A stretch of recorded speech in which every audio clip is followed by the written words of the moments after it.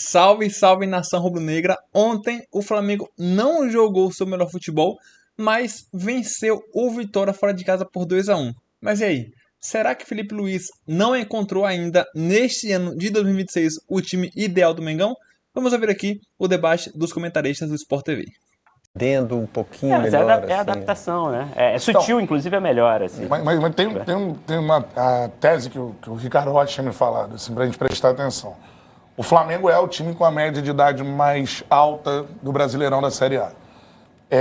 Porque aposta na contratação de jogadores, não jovens jogadores, Sim. mas sim jogadores ou consagrados ou que estão no auge da carreira no futebol brasileiro. Fora que hoje consegue manter jogadores. É isso. Né? Então, o Flamengo tem Arrascaeta e Bruno Henrique desde 2019, por exemplo. Então, esses jogadores estão envelhecendo com o Flamengo. O Bruno Henrique tem com a camisa do Flamengo. 35 anos, eu acho que ele 31.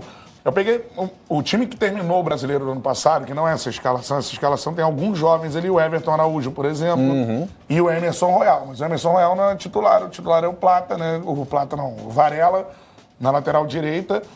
E, por exemplo, você pegando com base o time titular do ano passado, com algumas alterações em relação à escalação ali da esquerda da tela. Você tem o Rossi, tem 30 anos, para goleiro nem é tanto, mas ele eleva um pouquinho também essa média. A defesa do Flamengo, o Varela tem 32, se eu não me engano. Léo Ortiz e Léo Pereira, 30. Alexandre, 34 e 35. Aí sai para o meio campo. Aí eu falei, o Pulgar é jovem. Não, 32 também.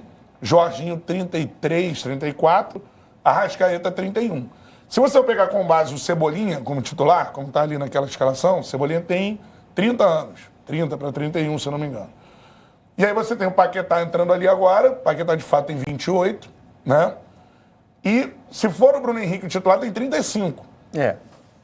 No banco, você ainda tem mais jogadores experientes. Você tem Danilo, você tem Saul. 34 também. Também, Saul. Então, assim, a média de idade do Flamengo... De La Cruz, que entrou ontem também, não é garoto? Não é garoto, mas é até um pouquinho mais jovem. O De La Cruz dá uma baixada.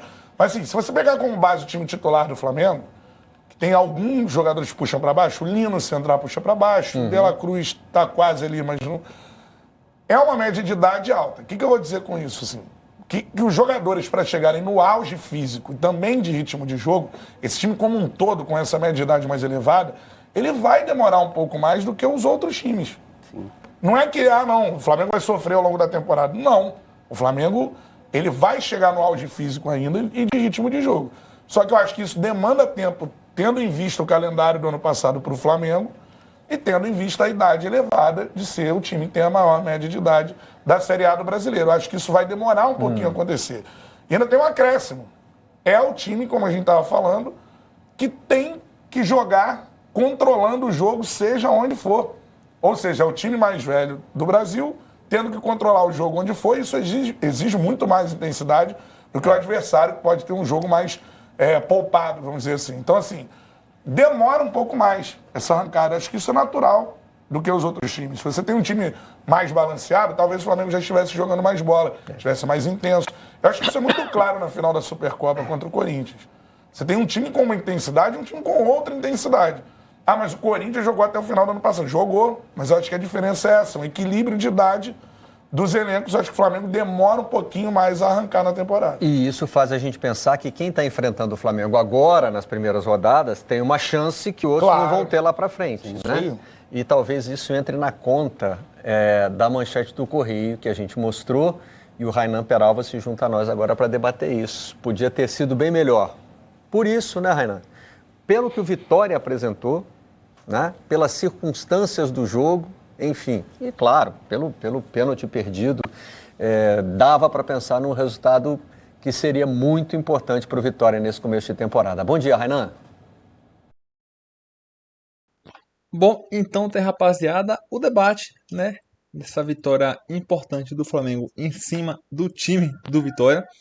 Mais uma partida em que o Flamengo não joga bem, né? Pelo contrário, outra partida ruim do Felipe Luiz no comando do Flamengo. Mas, assim, o que importa de fato são os 3 pontos, né? Mas o Flamengo começou mal no Campeonato Carioca, entrou com o time sub-20. Assim, desastre total. Mesmo com a volta do time titular, o Flamengo não emplacou vitórias, né? Inclusive perdeu o clássico contra o Fluminense. Então, assim, são atuações ruins do Felipe Luiz nesta temporada de 2026 sob o comando do Flamengo.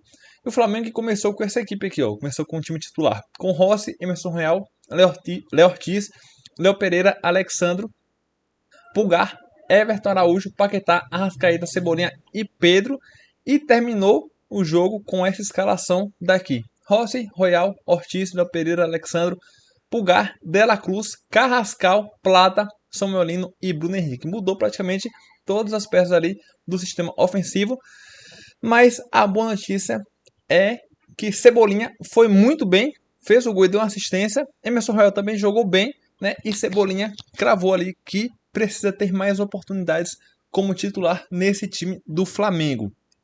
Apesar do Mengão ter jogado mal, apenas duas finalizações no alvo no jogo inteiro e foram justamente os 2 gols. Ou seja, o Flamengo chegou 2 vezes praticamente, nas 2 vezes foi muito eficiente, né? Fez os 2 gols, mas não criou muito. Inclusive, Rossi salvou o Flamengo defendendo um pênalti. O jogo poderia ter tido outro fim, né? Poderia ter se encerrado de outra forma, mas Rossi estava lá para salvar o Mengão. O Flamengo jogou mal essa partida. Bom, mas é aproveitar, né? Final de semana contra o Botafogo teremos aí eliminatórias do Carioca. Vou trazer mais informações para vocês. Então, vamos aproveitar essa vitória, essa primeira vitória no Brasileirão. Que domingo tem jogo importante às 5 da tarde contra o Botafogo.